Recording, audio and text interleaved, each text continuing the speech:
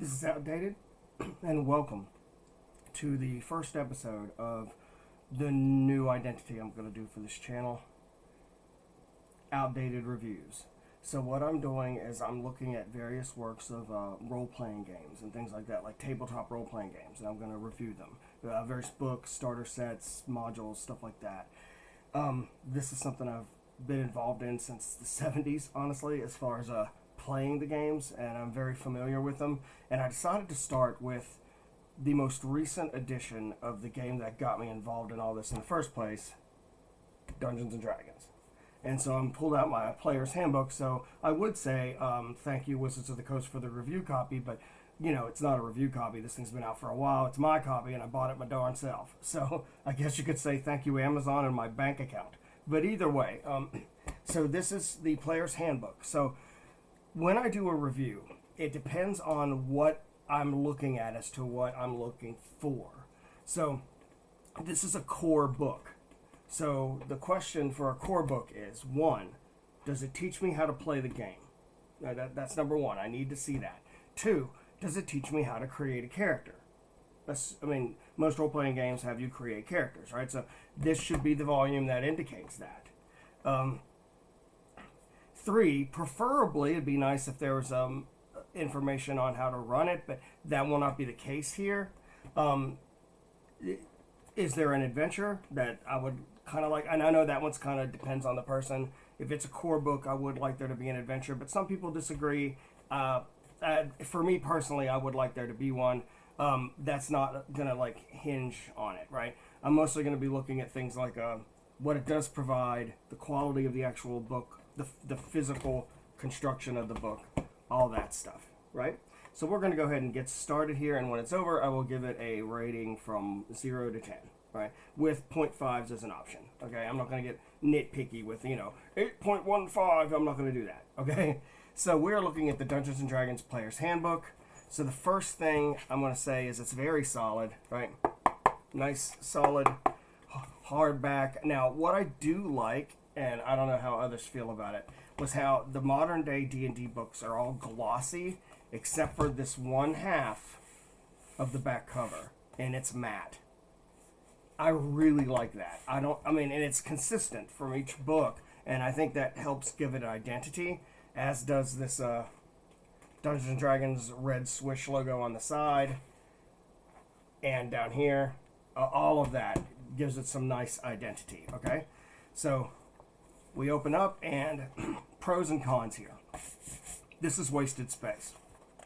Now, I know in some cases you want like that end paper, and the only reason this stuff's here, this heavy end paper, is so the book will stay closed, right? It helps add just a little bit of weight on the sides to keep the cover down, especially when it's new, and the glue that's used, no matter if it's stitched binding, which uses a little bit of glue, or glued binding, which is all glue, it's so until that glue cracks, right? But it would be nice for some information to be here, something useful. I mean, a map would be great, right?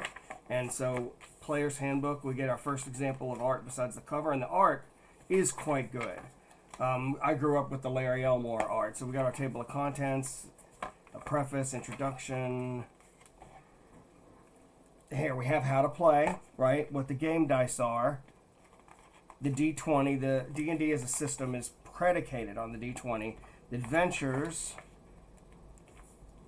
There, part 1, creating a character. So ding, ding, ding, we got something. And nice art again, and again with the nice art. Love the dragon there. I feel like these both fit. They're not exactly the same, but they feel like they belong in the same book. So step-by-step character creation. I'm going to start skipping around here. I don't want to give everything away here. But there's a good bit of character creation, including different races, different classes. I don't think we use the word race anymore. I think they've gone to species or kin or something like that. We all know what they mean. It's fine. And the different classes are all here. This is a modern RPG in the sense that race and class are separate, although it's been like that for a very long time. In the OSR, you see a lot of people going back to race and class being separate things, or being the same thing.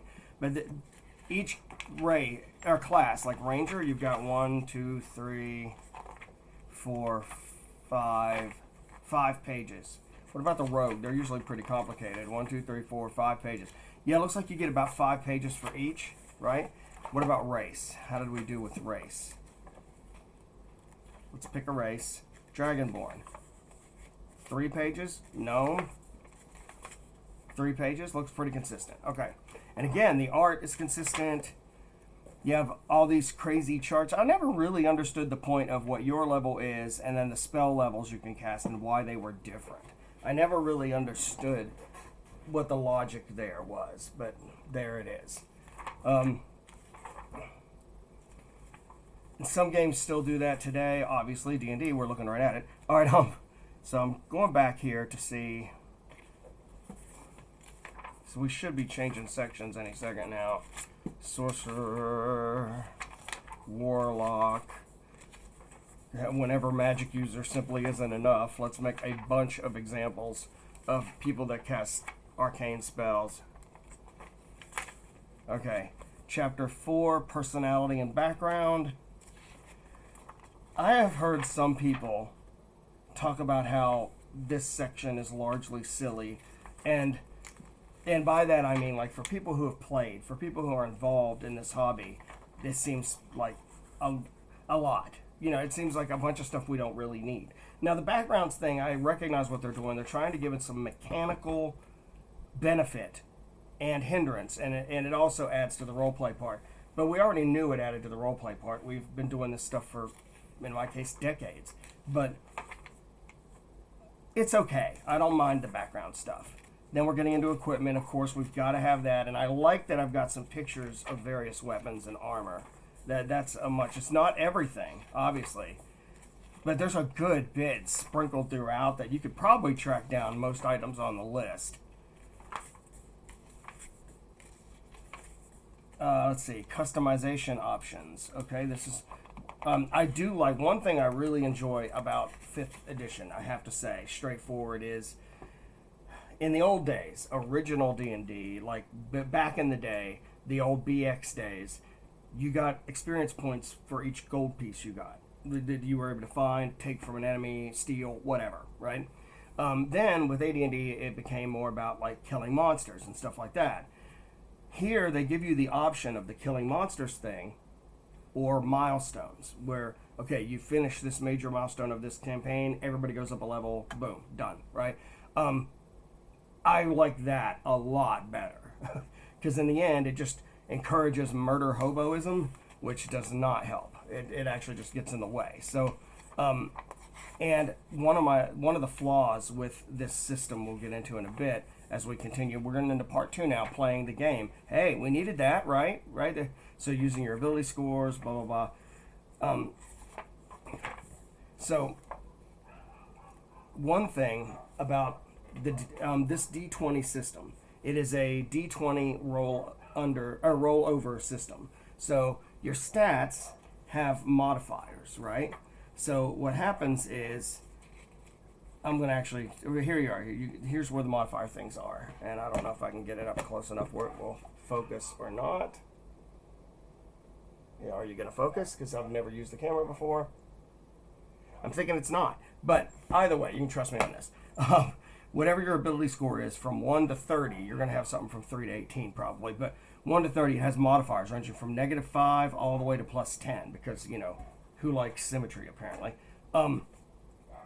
If I'm rolling to do something, like I'm rolling to sneak past somebody, or I'm rolling to attack somebody, in the sneak past thing, I'm probably rolling against their perception or something like that, some skill like perception, and so I'd have to use their skill, which is based on a stat.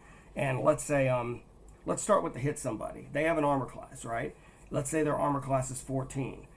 When I roll a 20-sided die, I need a 14 or higher, but I get to add the modifier here that my stat gives me. More than likely, it's strength if it's a melee attack, but it could be dexterity, and it's usually dexterity if it's a range attack, but it could be strength. There's different ways to do that, and that is something that is a major boon to the modern D20 system. Is it's got a good bit of, like, you can definitely min-max if that is your thing. But that also leads to one of my complaints about the modern D20, and we'll get to that in a minute. So you would use the modifier. So let's say I had to get a 14 or higher and I roll a 10, but I have a +4 on strength or whatever, because my strength is 18. 10 plus 4 is 14. I hit. Done, right? Now, for the case of the hiding or moving silently kind of thing, I would do my stealth roll. And let's say I have a stealth of +3, and let's say they have a perception of +3. It doesn't really matter what the numbers are. You just add them, right? I roll a d20 for my character and add the 3. They roll a d20 and add their perception, and whoever's higher wins. So if I was higher, they don't detect me. If they're higher, they do detect me. If it's a tie, I want to say it goes to the defender or the initiator of the action. Honestly, I don't remember, because different games do it different ways.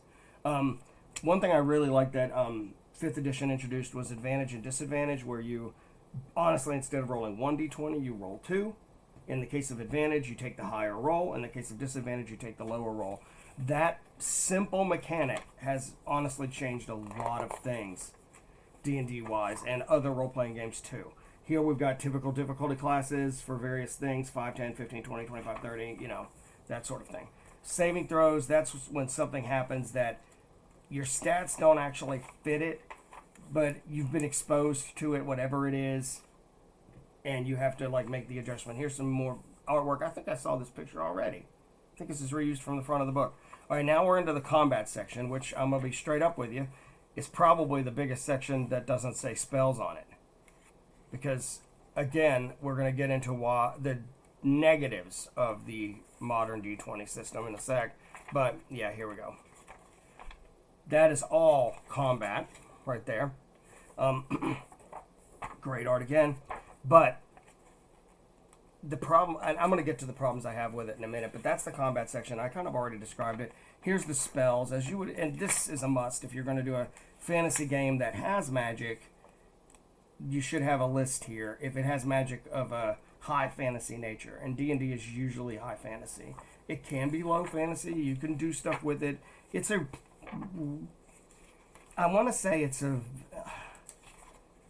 as far as it being adaptable, and where you can take the system and modify it to be in different settings and different times and different genres, D&D's 5th edition is pretty good at that.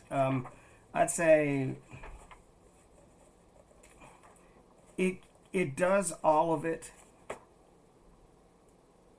decently well, but it doesn't do any of it great, including what it's actually doing. That's part of my issues with it. Is it's a good system, it's not a great system, and when you use it for other things, it stays a good system, not a great system. It honestly kind of impedes certain things. If I ever get around to doing a review of the Dark Souls role-playing game, the pen and paper or TTRPG role-playing game, we'll talk about that more, because it does use that system. But here in our appendix, we have conditions, why it would be in the appendix. Oh, maybe it's a appendix condition, there's something wrong with their appendix. Oh, sorry. Okay. Gods of the multiverse, we're getting into that whole thing in case somebody gives a crap. More really good art. Hi, I'm hoping you're not Gandalf. That would be violent. All right. Fantasy historical pantheon, so you get into that sort of thing. Appendix C, the planes of existence, stuff you're never going to use. Creature statistics. Okay, now we're getting into something that might give this a little bit more points. Giant spider, that's the first quote-unquote monster I've seen. Monster, Closet, that's another one. Skeletons, oh, nice art there. Sprite. Zombie. Then inspirational reading, what used to be referred to as Appendix N back in the day. Things that inspired them to write this. And then we have our index. Okay, so and after the index, very important, we have our character sheet. And it flips over to the back. And then if you have spells, you've got this sheet too. And then what comes next? Okay, and back to black end paper.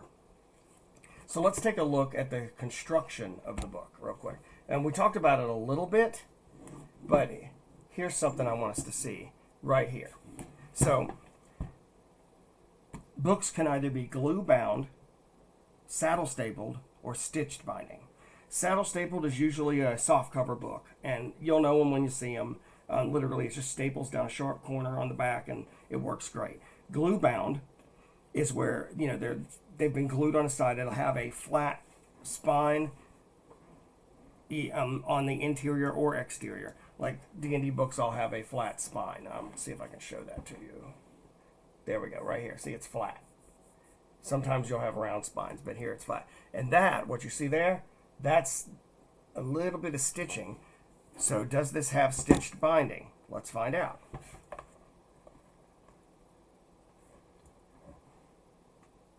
It does not. No, this looks like glued binding. Okay, so here's the problem with glued binding. Hardcover or softcover, it doesn't matter. If it's glued binding in humid areas like, say, the southeastern United States or anywhere near the equator, or like around the world, anywhere near the equator, that humidity will make the glue break down. And eventually, not to mention just using the book, cracks the glue a little bit every time. So eventually the pages start to come out. In a soft cover, you kind of live with that because you know that the book probably only cost you $20 or less, and you could just always buy a replacement. But in a hardcover, which is the reason they have a hardcover, isn't just for show. It's so it'll hold up and be more durable at the table. If you're going to use glued binding, you're basically saying, I'm going to make it look like it's sturdy at the table, but it's not, right? So that they're going to have to spend, like this is a $50 book, $49.95. This was a $50 book, and they couldn't use stitched? Really? Really? All right, so that's one of my complaints. The construction of the book is actually not very good. Everything on the outside looks good. They put a lot of powdered sugar on this turd, but glued binding, it's still a turd for a hardcover. Despite all the beautiful art and everything else, the paper quality, it's glossy, but it's kind of like low glossy, and it's somewhat thick. It's good paper, no doubt. The issue is that these pages are going to just flop out. So the next thing, my biggest complaint, honestly, and this is an issue I have with 5e in general, across the board. It's extremely combat focused, and combat is very, very slow. Too slow. Where you could, it's called a role-playing game.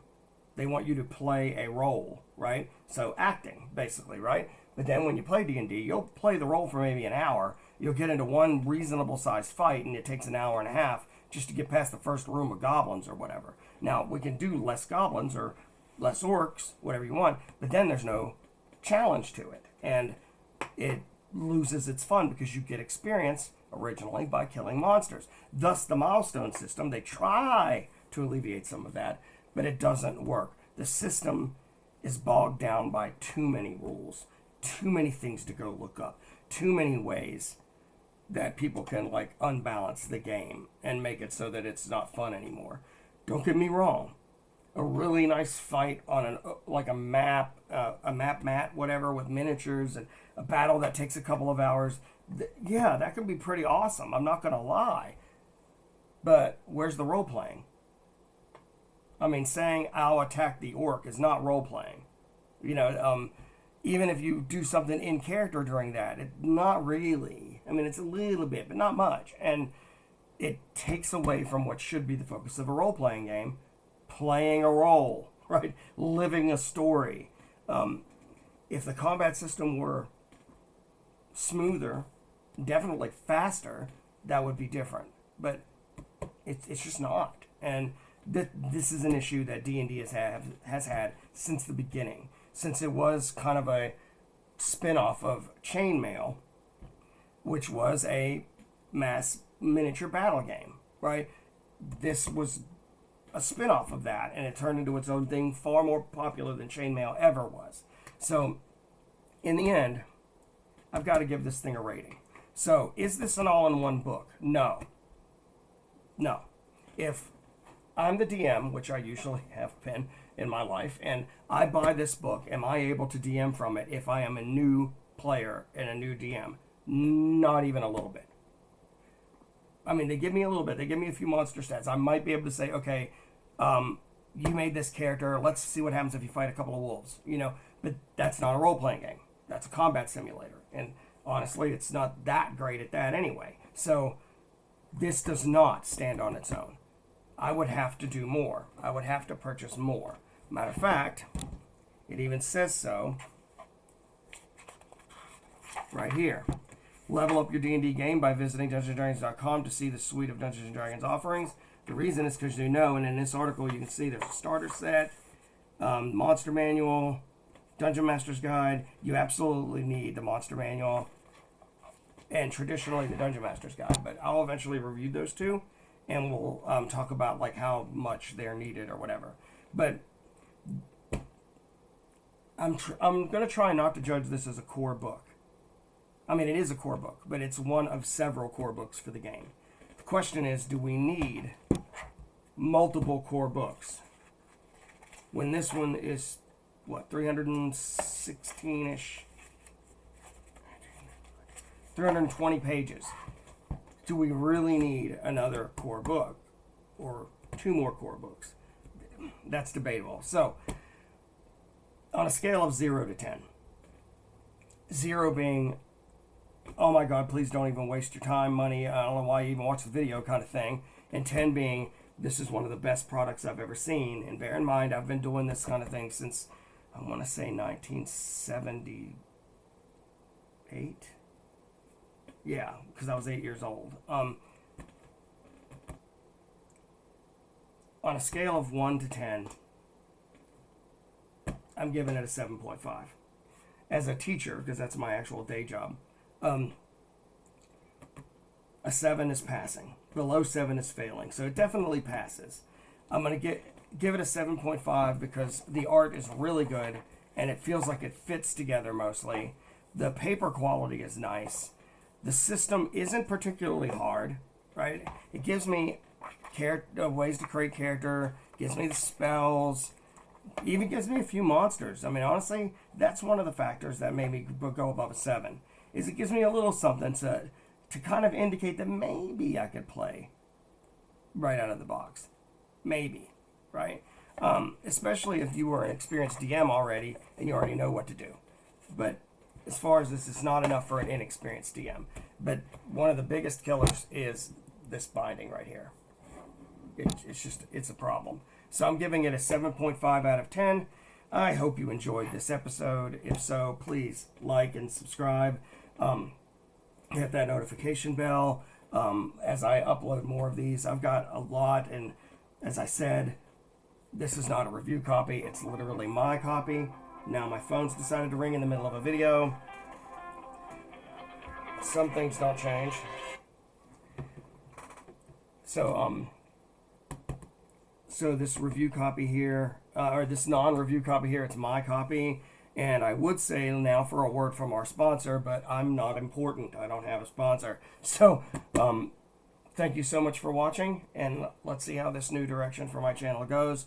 And I will see you next time. Peace out.